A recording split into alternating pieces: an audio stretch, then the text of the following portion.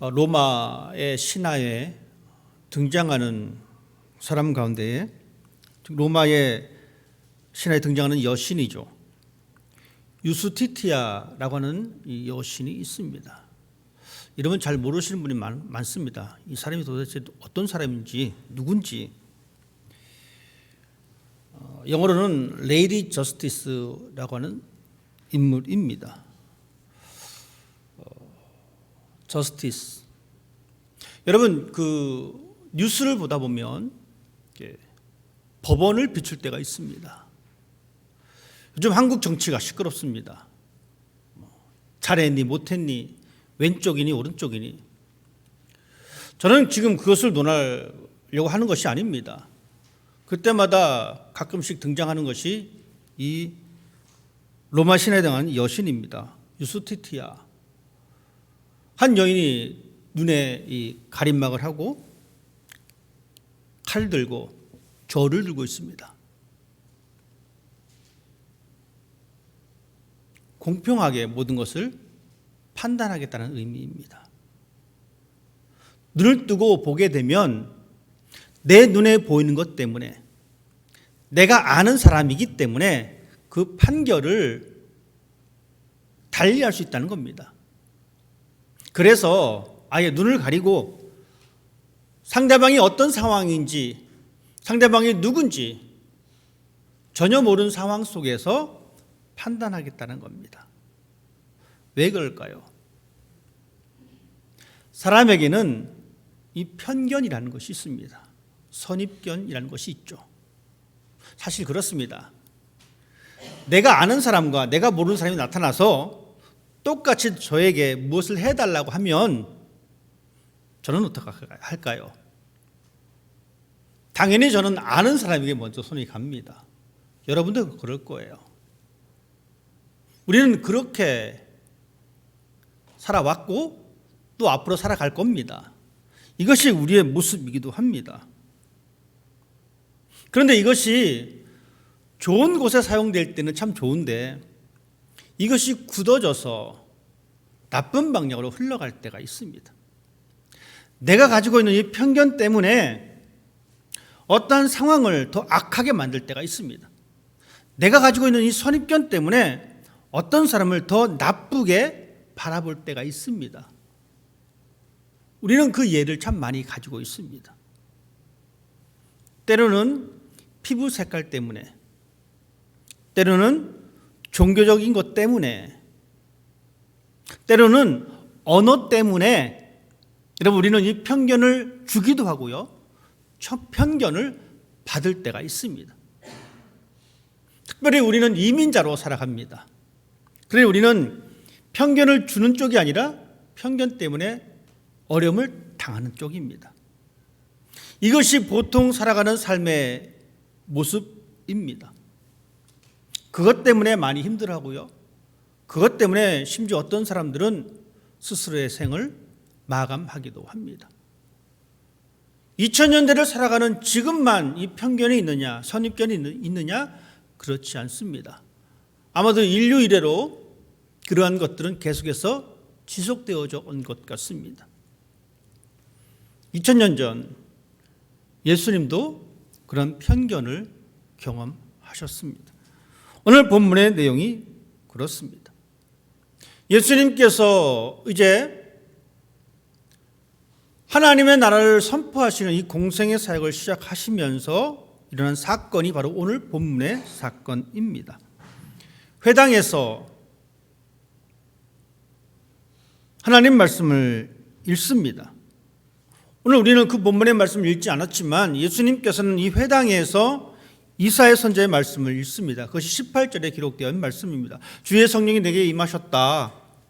그리고 나는 가난한 자에게 복음을 전하고 기름을 부으시고 호르된 자에게 자유를, 눈먼 자들에게는 다시 보게 함을, 주의 은혜의 해를 전파하게 되었다는 이 말씀을 읽으셨습니다. 그리고 이 말씀에 대한 결론은 이 말씀이 이제 너희들에게 나타났다. 이 말씀이 너희들 귀에 드디어 응하게 되었다라고 선포해 주셨습니다. 예수님께서 회당에서 말씀을 읽으시고 그 말씀을 전해주실 때에 많은 사람들이 놀랐습니다. 성경은 그렇게 이야기해 주고 있습니다. 사람들이 놀랐습니다. 놀란 이유는 뭐 여러 가지 있을 수 있겠지만 아마도 그때 당시에 구약의 말씀을 선포하고 해석해 주는 사람들과의 전혀 다른 차원의 말씀으로 그들은 받아들였기 때문에 놀랄 수도 있습니다. 성경을 해석하는 새로운 관점이 있었기 때문에 그렇습니다. 이스라엘 사람들은 이렇게 회당에 모여서 말씀을 듣고 율법의 말씀을 듣고 구약의 말씀을 듣고 설명해 주는 그 시간을 항상 가졌습니다. 그런데 이제는 예수라고 하는 이 젊은 친구가 나타나서 이 시간을 갖습니다. 사람들이 몰릴 수밖에 없습니다. 말씀을 들어보니까 새로운 관점에서 해석을 합니다. 얼마나 놀랍겠습니까? 근데 놀란 것이 또 하나가 있습니다. 새로운 젊은 선지자가 나타났다라고 하는데 와서 들어보니까 말씀을 새롭게 해석합니다. 한 가지 놀랐습니다. 두 번째 놀란 것은 가만히 보니까 우리가 아는 사람인 거예요. 어디서 많이 본 것 같은데 옆 사람한테 물어보니까 옆 사람이 이렇게 대답합니다. 저 사람 그 요셉 아들이야. 그 요셉 우리 집에서 맨날 뚝딱뚝딱 그 식탁 고치고 뭐 테이블 고치고 뭐 의자 고쳤던 그 요셉. 여러분 이 요셉의 직업은 환영받지 못하는 직업입니다. 아주 천한 직업인 거예요. 그러니 사람들은 놀랄 수밖에. 아니 저 집에서 저런 아들이 태어났어? 그러니 요셉 그 나자렛 사람들 예수를 다시 쳐다보게 됩니다.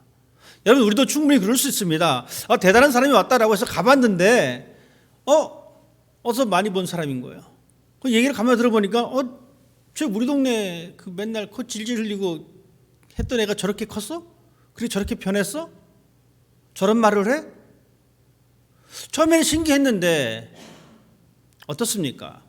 처음에 기대했던 100이라는 이 수치에 못 가게 됩니다. 쟤 뭐 내가 다 아는데 저 어릴 때 저 말씀만 피우고. 사람들은 그렇게 말씀을 들은 이후에 예수에 대한 평가를 내리게 됩니다. 결국에는 사람들의 마음이 어떻게 변했습니까? 예수를 받아들이지 않게 됩니다. 예수를 배척하게 됩니다. 그래도 목수 아들인데 뭐 대단해 봐야 뭐 대단하겠어. 그래 놓고는 사람들이 다른 곳에서 행하였던 그 이적들을 그럼 이곳에서 해봐라 라는 식의 비아냥 마음을 갖고 있습니다. 그래서 예수님께서 말씀하셨습니다. 28절에 보면 의사야 너 자신을 고치라 라는 이 속담을 말씀하십니다. 그러면서 마음이 굳어져 버린 그 지역 사람들을 향해서 책망하십니다. 사람들은 결국 예수님을 동네 밖으로 쫓아냅니다. 그리고 산 위에 있는 동네다 보니까 밀고 밀어서 낭떠러지까지 밀 생각을 가지게 되었습니다. 아이러니하게도 예수님을 받아들이지 못했던 사람들은 예수님과 함께 생활했던 그 사람들이었습니다. 아이러니하게도 예수 그리스도의 복음을 진정으로 받아들이지 못하는 사람은 교회를 오래 다닌 사람이다라는 이야기입니다. 참 놀랍지 않습니까? 오래 다니면 오래 다닐수록 더 잘 받아들이고 그 말씀대로 살아야 되는데 오래 다닌 사람일수록 그 말씀을 거릅니다.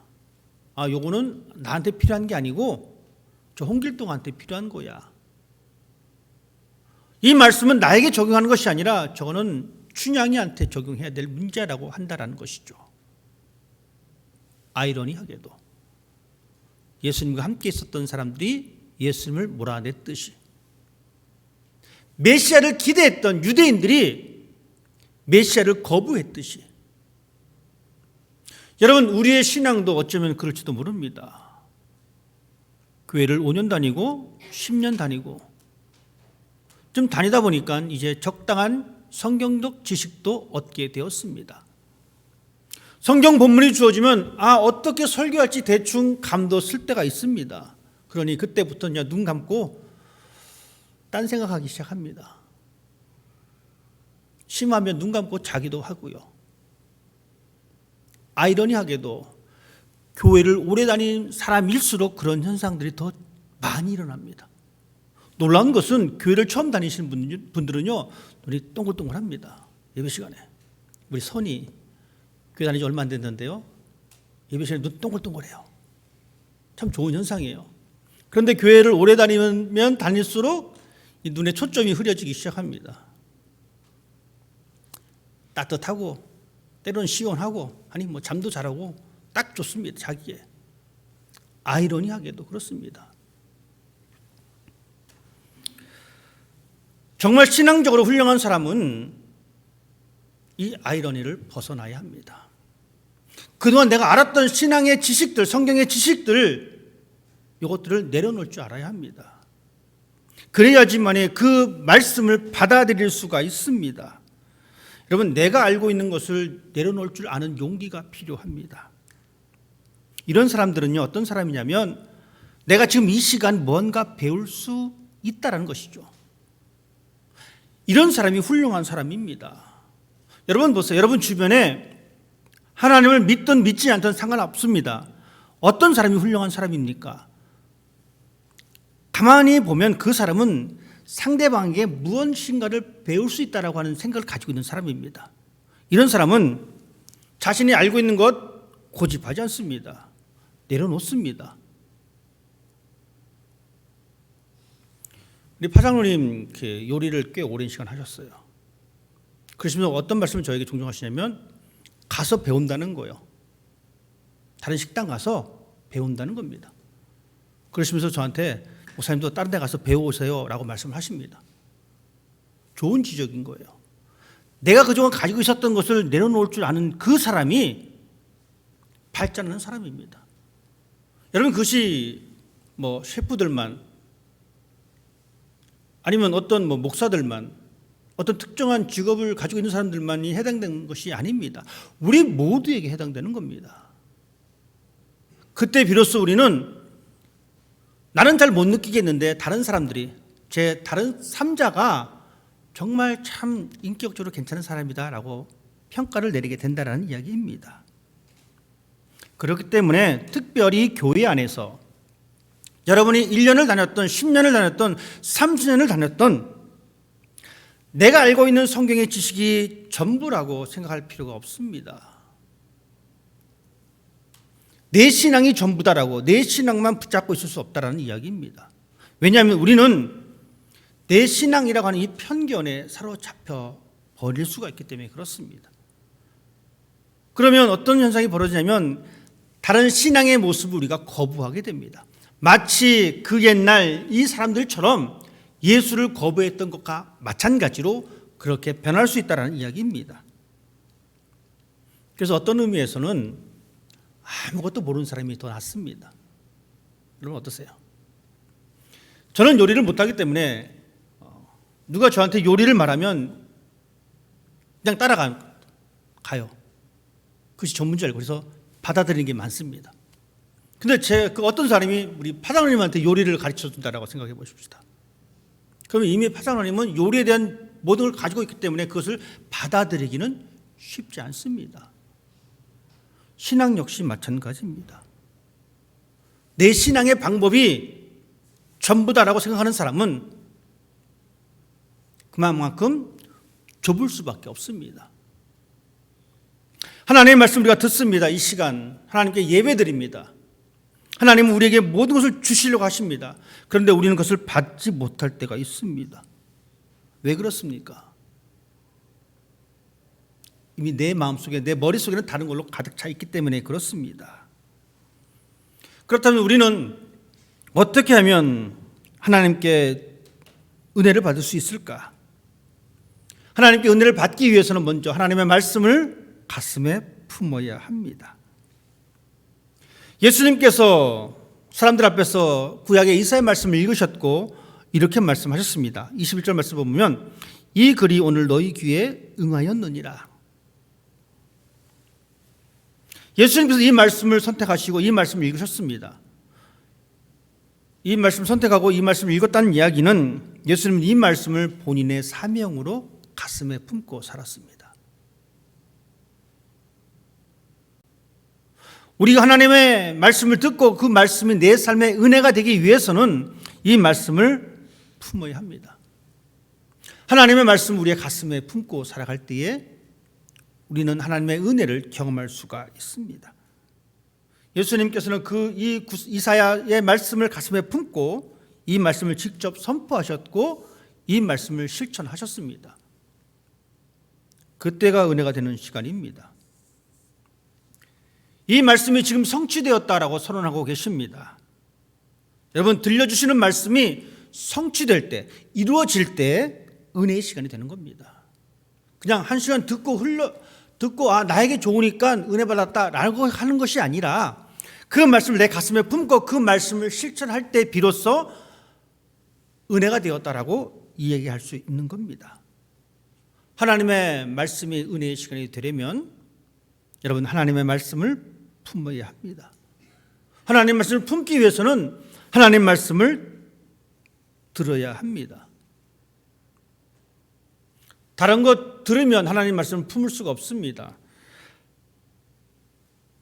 믿음은 하나님 말씀을 볼 때에, 믿음은 하나님 말씀을 들을 때에, 그리고 그 말씀을 듣고 그 말씀이 내 삶의 사명으로 삼을 때에 비로소 그것이 은혜가 되는 것입니다. 예수님처럼 그 말씀을 가슴에 품고 살았고 그 말씀대로 실천하는 것.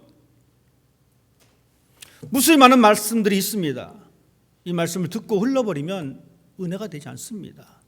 이 말씀을 여러분 삶 가운데 실천할 때에, 여러분의 사명으로 알고 행동할 때에 이 말씀이 은혜가 되는 것입니다. 여러분 마음속에 무엇을 품고 살아가고 있습니까? 저는 우리 모두가 이 하나님의 말씀을 품었으면 좋겠습니다. 그리고 그 말씀대로 살아냈으면 좋겠습니다. 그때 비로소 우리는 그 자리에서 이것이 하나님의 은혜다라고 하는 것을 경험할 수가 있습니다. 혹시 여러분이 아직도 세상의 자랑과 세상의 목표를 마음에 품고 있다면 이제 조금씩 놓으셔야 합니다. 조금씩 내려놓고 이제는 하나님의 말씀을 가슴에 품어야 합니다. 왜냐하면 우리는 그리스도인이기 때문에 그렇습니다. 하나님은 우리에게 이렇게 말씀하셨습니다. 너희는 택하신 족속이요 왕 같은 제사장이다. 그래서 우리는 하나님의 말씀을 품어야 합니다.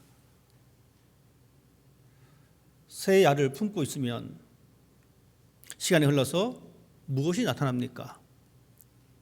새가 나타납니다. 뱀의 알을 품고 있으면 어떻게 됩니까? 시간이 흐르면 그 속에서 뱀이 태어납니다. 여러분이 무엇을 품고 있냐에 따라서 어떤 결과가 날지 우리는 충분히 상상해 볼 수가 있습니다. 하나님의 말씀을 품어야 합니다. 세상의 것을 품으면 복음의 능력이 나타날 수가 없습니다.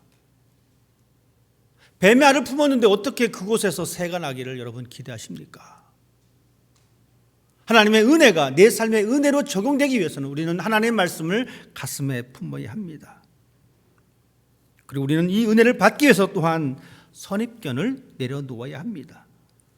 선입견, 편견, 이것은 우리로 하여금 진실한 것을 보지 못하게 합니다. 예수님에 대한 편견 때문에 사람들은 예수님을 알아보지 못했습니다. 오히려 예수님에 대한 편견 때문에 사람들은 말합니다. 이 사람이 요셉의 아들이 아니냐라고 말을 합니다. 은혜를 받으려고 했는데, 은혜가 이만큼 왔는데 요셉의 아들이라고 하는 이 편견 때문에 그런 것을 거부합니다. 그 대신에 예수에 대한 불신과 예수에 대한 비아냥이 남게 되었습니다. 예수님께서는 성령이 임했다라고 말을 하고 있는데 사람들은 사람에 대해서 이야기합니다. 주의 성령이 내게 임하였습니다라고 말하고 있는데 사람들은 성령은 둘째 문제고 너는 요셉의 아들이 아니냐라고 이야기하고 있습니다. 성령으로 말미암아 변화될 수 있다라고 이야기하는데 그 사람들의 편견 때문에 변화를 이야기하지 않습니다. 예수님께서 말씀하셨죠. 의사야 너 자신을 고치라 라는 이 속담. 이 말은 쉽게 말하면 이 말입니다. 너나 잘하세요. 예수님을 바라보던 사람들의 특징이 그거였습니다. 너나 잘하세요. 예수님께서 그 예를 드셨습니다. 엘리야 때에 이스라엘 사람들이 아닌 시리아 땅 사람을 도와주었다. 엘리야 때에 나병 환자도 유대인이 아니라 이방인을 선택하셨다. 사람들은 쉽게 편견에 빠져버립니다. 그러다 보니까 은혜를 누리지 못하게 됩니다. 여러분, 편견은 사방을 막아놓은 방과 같습니다. 그래서 우리는 특별히 신앙 안에서 성경 지식에 대한 선입견을 내려놓아야 합니다. 내 편견 때문에 이 말씀은 맞고 저 말씀은 좀 아닌 것 같아 라고 하는 사고를 내려놓아야 합니다. 하나님은 상식 위에 존재하시는 분입니다.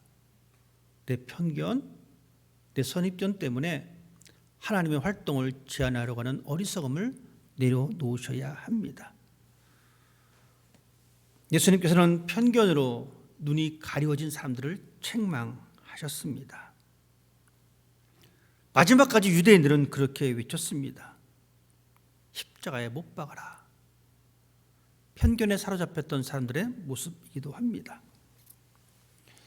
우리에게 주신 이 하나님의 말씀, 이 말씀을 받아들이지 못하고 있는 내 눈에 가리워진 편견은 무엇인지 우리 자신을 한번 생각해 보았으면 좋겠습니다. 어떤 사람은 신앙의 연수일 수도 있고요. 어떤 사람은 직분일 수도 있고요. 어떤 사람은 자신의 의일 수도 있습니다. 그것 때문에 하나님의 말씀을 제대로 받아들이지 못하고 성경 66권이 하나님의 은혜의 말씀임에도 불구하고 이 은혜를 경험하지 못할 때가 있다라는 이야기입니다. 우리 모두는 하나님의 은혜의 말씀을 가슴에 품고 살아가는 사람이 되어야 합니다. 영적 교만함을 내려놓고 겸손한 모습으로 하나님의 말씀을 가슴에 품어야 합니다. 익숙해진 신앙생활에 만족하지 마시고 우리는 하나님의 말씀을 품어야 합니다. 그때 비로소 우리는 하나님의 은혜의 시간에 동참할 수가 있습니다. 우리 모두가 하나님의 은혜를 풍성하게 경험할 수 있기를 주님 이름으로 부탁을 드립니다. 하나님,